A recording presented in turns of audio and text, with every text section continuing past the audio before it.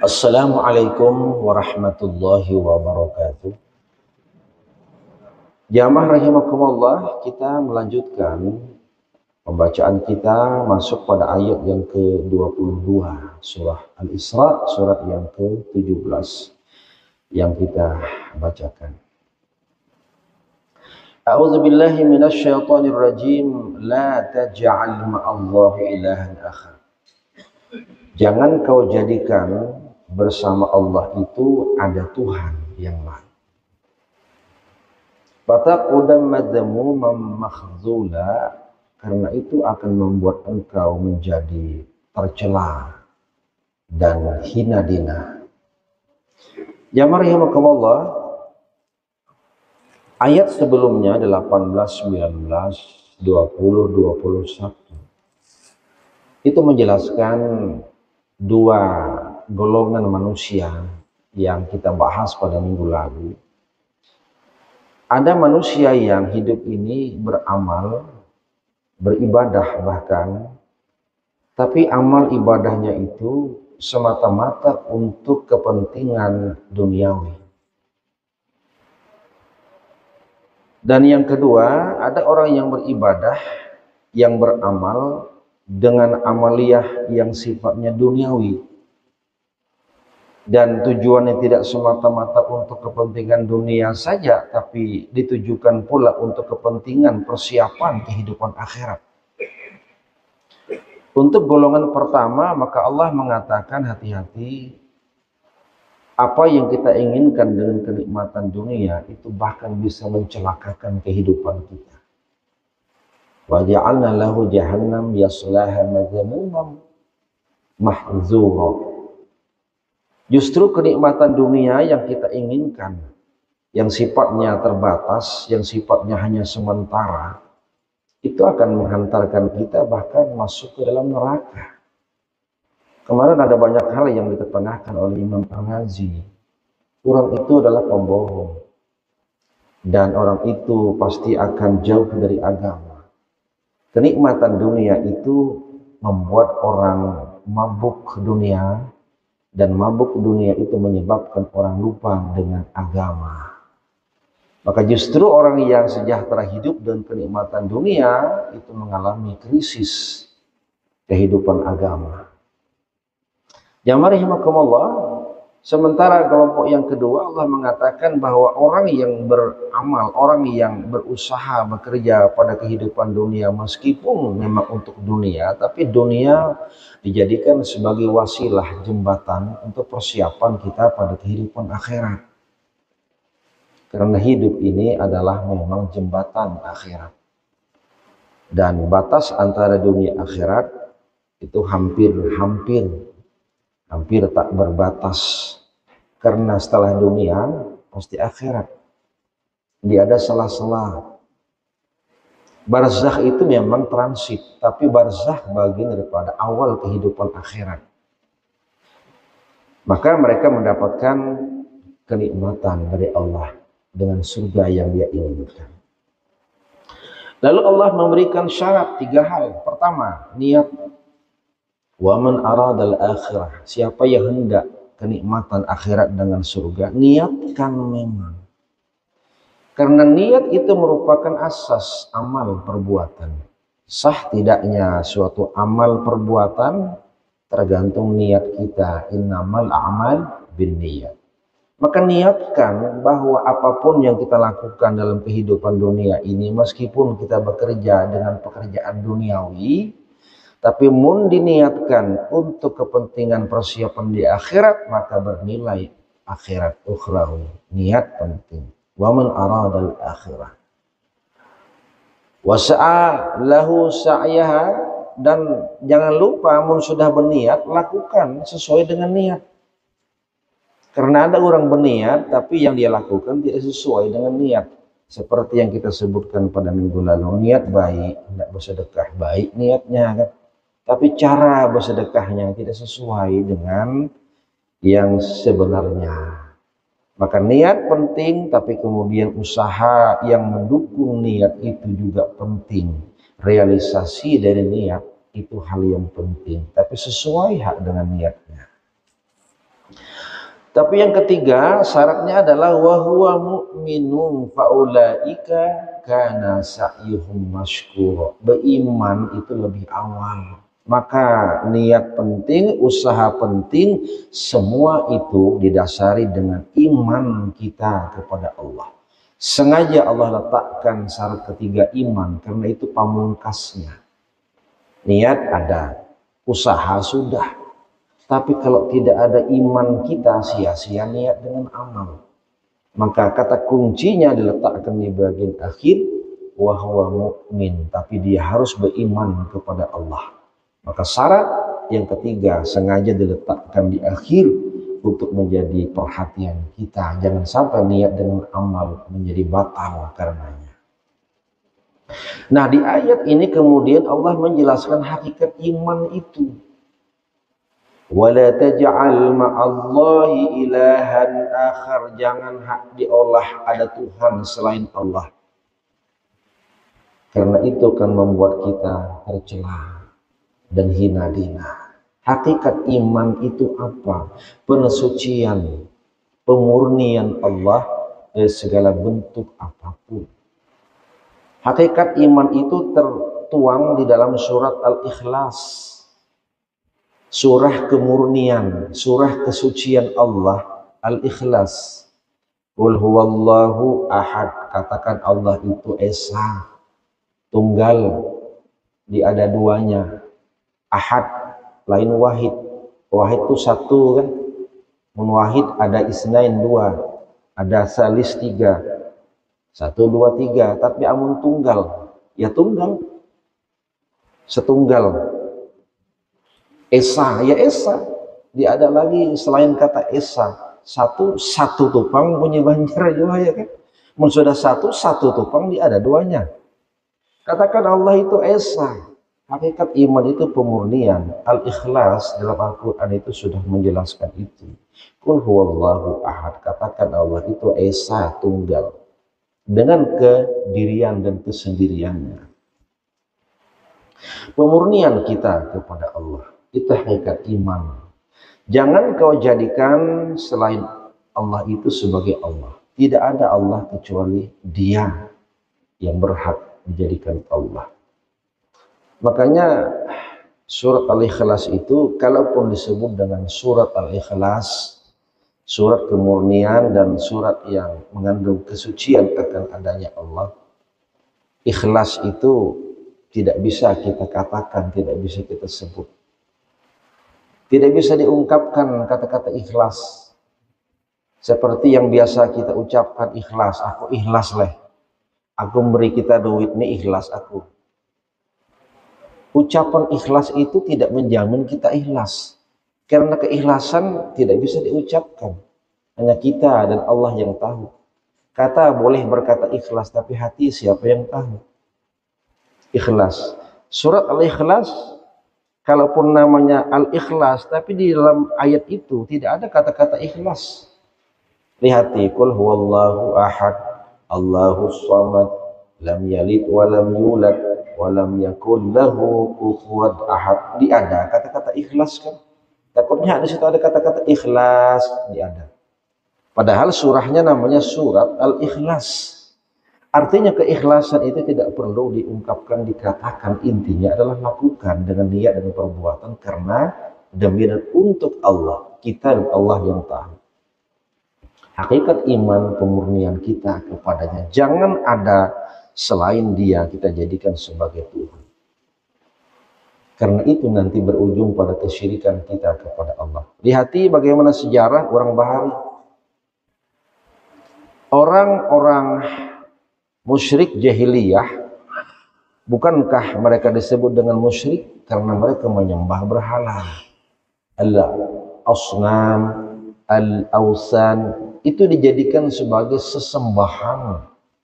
Maka seakan-akan, bahkan bukan seakan-akan, menjadikan patung berhala itu sebagai tandingan Allah. Allah tidak mau, karena itu kesyirikan. Menyembah berhala, menyembah patung adalah menduakan Allah. Itu kesyirikan kepada Allah. Lihati bagaimana orang-orang Majusi tempo dahulu, mereka menyembah api.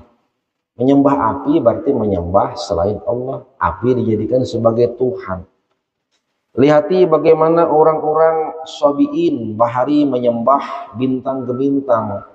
Matahari disembah, bulan disembah, bintang-bintang disembah. Maka muncul para dewa, dewa matahari, dewa bulan, dewa bintang. Orang-orang Sabi'in, para penyembah bintang ke bintang. Menyembah bintang ke bintang merupakan penyembahan selain Allah, sebuah kemusyrikan kepada Allah. Bagaimana kemudian pandangan orang-orang Nasrani dan bagaimana pandangan orang-orang Yahudi? Dalam surat At-Taubah 30, wa qala al-yahud Uzair ibnullah. Orang Yahudi berkata Uzair itu anak Allah. Mun Allah punya anak berarti kan anak Allah, dan karena itu Allah tidak lagi menjadi Esa karena sudah dua, ada anak. Tidak hanya dua, mun ada anak berarti ada ibunya, berarti tiga minimal. Ujar orang Nasrani wa qalatin nasara al-masih ibnullah. Ujar orang Nasrani al-masih anak Allah. Jadi mun ada anak Allah berarti Allah itu beranak dua dah. Mun ada anaknya ada ibunya tiga sudah. Minimal tiga. Maka itu Allah benci, karena itu merupakan kesyirikan kepadanya. Jamaah rahimakumullah, ini kata Al-Quran, ya, kata Al-Quran. Yang kedua, la taj'al ma'allahi ilahan akhar, jangan kau jadikan selain Allah itu sebagai Tuhan. Ayat ini khitabnya itu artinya ditujukan ketika turun itu kepada siapa? Ke Nabi Muhammad. Wala taj'al, jangan kau jadikan, kau di situ ialah Nabi Muhammad. Tapi meskipun khitabnya itu ditujukan itu kepada Nabi Muhammad, tapi maknanya kepada umat Nabi Muhammad. Maka artinya la taj'al ma'allah ilahan akhar, wahai umat Nabi Muhammad, termasuk kita-kita segala ini. Wahai kita-kita sekalian, janganlah kita menjadikan selain Allah itu sebagai Allah, sebagai Tuhan. Jadi khitabnya Nabi Muhammad, tapi maknanya untuk umat Nabi Muhammad ini yang merupakan bentuk dari gaya bahasa Al-Quran. Karena tujuan Al-Quran bukan hanya untuk Nabi Muhammad, tapi lebih penting untuk umat Nabi Muhammad. Maka pelajarannya adalah untuk kita sebagai umatnya. Kita diajarkan jangan sampai kita menjadikan selain Allah itu sebagai Allah, karena itu sebuah kesyirikan kepada Allah Subhanahu wa ta'ala. Kaum muslimin rahimakumullah. Lalu yang ketiga, Imam Ar-Razi dalam tafsir Mafatihul Ghaib,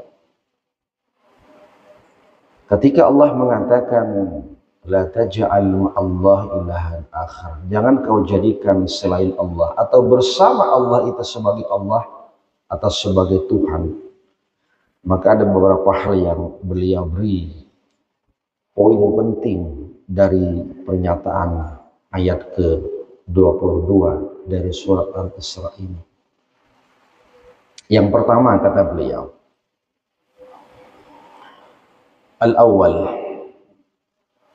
annal musyrika kadzibun, orang musyrik itu pendusta. Orang yang menduakan atau mengadakan sesembahan selain Allah itu kan musyrik. Maka orang musyrik itu kata beliau kadzibun, itu orang yang pendusta. Kenapa bisa orang musyrik adalah orang pendusta? Bukankah Allah itu Esa dan kuasa yang menciptakan kita? Sebagaimana pernyataan orang-orang kafir Quraisy ketika ditanya, wahai orang kafir Quraisy, wala in sa'altahum man khalaqas samawati wal arda yaqulunna Allah. Mun kita tanya orang-orang kafir Quraisy siapa yang mencipta langit dengan bumi, mereka mengatakan Allah. Tahu Allah yang mencipta. Mun sudah tahu Allah yang mencipta, kenapa kita buat patung berhala dan dijadikan sebagai sesembahan? Bukankah sebuah kebohongan? Berarti kita berdusta atas nama Allah. Kau jadikan patung berhala sebagai sesembahan, meskipun kau berdalih itu hanya mendekatkan kami kepada Allah. Bukankah Allah itu esa kuasa apa menciptakan patung berhala? Maka orang musyrik itu, kata Imam Ar-Razi, adalah kadzibun, pendusta. Wal kadzib yustaujabu zam wal khuzlan. Orang berdusta itu layak untuk dicela dan dihinakan. Makanya Allah mengatakan fataqauda mazmuman makhzula. Mun orang itu menjadikan selain Allah sebagai Tuhan, maka dia akan tercela dan hina. Orang yang berdusta karena kesyirikan itu adalah orang yang hina dan tercela. Dihinakan dia. Karena dia berbohong, dan pembohong adalah orang yang hina dina. Lalu yang kedua, kata beliau, annahu lamma sabata bid-dalili annahu la ilaha wala mudabbir wala muqaddar illa al-wahidul ahad, fa'ala hadha taqdiru takunu jami'an ni'ami hasilatan minallahi ta'ala. Kalau dalil sudah menyebutkan bahwa tidak ada Tuhan, tidak ada yang mengatur, tidak ada yang menentukan kecuali yang Maha Tunggal, sudah tahu kita. Kita sudah tahu bahwa hanya ada satu Tuhan yang mengatur, yang menentukan, yang menetapkan segala sesuatu. Maka apapun kenikmatan yang kita dapatkan itu tentunya berasal dari Allah Subhanahu wa ta'ala. Kita tahu dah, bukankah yang mencipta alam Allah yang diakui orang kafir Quraisy? Ketika Allah yang mencipta alam, Allah yang menyediakan segala kebutuhan alam, Allah yang menumbuhkan segala tumbuh-tumbuhan, menyediakan segalanya untuk manusia, maka menjadi kenikmatan bagi manusia, maka Allah sumber segala-gala kenikmatan. Maka kenikmatan yang kita dapatkan yang bersumber dari Allah, bukankah itu harus kita syukuri? Dan syukur itu harus atas nama karena demi Allah Subhanahu wa ta'ala. Tapi kalau kita syirik kepada Allah dengan menduakan Allah, menjadikan sesembahan selain Allah sebagai Tuhan, artinya kesyukuran kita itu tidak karena demi untuk Allah. Berarti kita bersyukur kepada selain Allah. Jadi yang orang menyembah patung berhala, padahal kita tahu Tuhan itu adalah yang mencipta, yang memberi kenikmatan. Mohon kita menjadikan patung berhala sebagai Tuhan, sebagai sesembahan, apakah kita berarti bersyukur kepada patung berhala? Padahal patung berhala benda mati yang tidak bisa memberikan mudarat, tidak bisa memberikan manfaat, tidak bisa memberikan kenikmatan, benda mati. Tapi karena kebodohannya dan kemudian karena dia salah kaprah menduakan Allah dengan patung berhala, maka kalau dia bersyukur atas nikmat yang Allah berikan, berarti kesyukuran bukan karena Allah, tapi karena patung berhala. Dalam kehidupan budaya kita sama tuh dengan tradisi sesajen segala macam. Itu akan bisa membawa kita pada bentuk kesyukuran kita bukan kepada karena untuk Allah. Di balik itu kan ada tujuan. Kenapa kita membuat sesajen? Taruh di atas pohon besar. Ini yang kita buat nih, sesajen nih, supaya kita ini terhindar dari musibah malapetaka. Di pohon besar nih ada penunggunya, nih ada hantunya, nih kan. Kalau itu yang terjadi, maka kesyukuran kita dengan mengolah makanan segala macam itu bukan karena Allah, untuk Allah, tapi untuk hantu yang ada di atas pohon besar. Ini budaya. Tapi budaya seperti ini kan lambat laun, pelan-pelan memang diberi pemahaman dan pengertian. Karena budaya susah kadang-kadang untuk diarahkan. Tapi itulah ajaran dasar kita untuk memurnikan akidah kita kepada Allah Subhanahu wa Ta'ala. Maka yang kedua kata Ar-Razi, orang itu syirik kepada Allah, berarti kesyukuran dia bukan ditujukan kepada Allah, tapi ditujukan kepada apa yang dia jadikan sebagai Tuhan. Di sini dewa, hantu dan sebagainya. As-salis yang ketiga kata Ar-Razi, annal kamala fil wahdah wan nuqsan fil kasrah. Kesempurnaan itu pada keesaan dan kekurangan itu pada banyaknya. Sempurna itu satu, esa, tapi kalau sudah banyak tidak sempurna. Itu kata Imam Ar-Razi. Maka orang yang melakukan kesyirikan dengan cara menjadikan sesembahan selain Allah, dia jatuh pada hal yang banyak. Dan itu artinya dia berada pada kekurangan.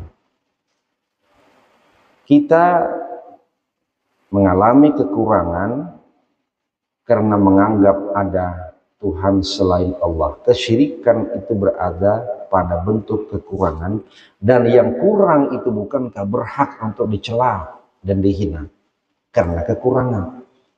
Orang itu kalau mengalami kekurangan dicela, tapi kalau punya kelebihan dipuja, dipuji. Di mana celahnya? Ya karena dia berbuat syirik kepada Allah. Maka orang syirik itu berhak untuk dicela. Annal musyrika mazmumum makhzulun wajaba bihukmil ayati ayyakunal muwahhid mamduhan mansuran. Sementara orang yang mengesahkan Allah, artinya dia menuju dan jatuh pada kesempurnaan, maka orang yang sempurna berhak kemudian dipuja dan dipuji, bahkan dibantu oleh Allah Subhanahu wa Ta'ala. Lalu yang terakhir, Allah mengatakan dengan bahasa fataquda mazmumam makhzula, fataquda qa'ada ay makaza. Ini sebuah bentuk istilah bahasa Al-Quran. Kalau orang itu melakukan kesyirikan kepada Allah, maka dia akan fataquda makaza, dia akan berdiam, dia akan duduk dalam kehinaan dan ketercelaan. Diam, duduk, tidak bergerak, statik dalam kehinaan dan ketercelaan. Duduk, lawannya berdiri. Orang berdiri itu mengandung arti kiasan, adalah aktif, tidak statis, bisa bergerak, dan itu adalah simbol kekuatan. Berdiri itu kuat, sementara duduk itu lemah. Ini bahasa Al-Quran. Fataquda mazmumam makhzula, maka dia akan duduk dengan kelemahan dia, dan dia mendapatkan kehinaan dan celaan dari Allah. Karena itu kalau orang istiqomah untuk mengesahkan Allah, menjadi orang yang muwahhid, maka dia adalah qiyam, dia akan berdiri tegak sebagai simbol dari kekuatan. Jamaah rahimakumullah, mudah-mudahan ini menjadi pelajaran penting kita, karena iman itu adalah upaya bagaimana kita mensucikan Allah dengan keesaan seesa-esanya. La ilaha illallah. Aku qouli hadza wa astaghfirullah. Wassalamualaikum warahmatullahi wabarakatuh.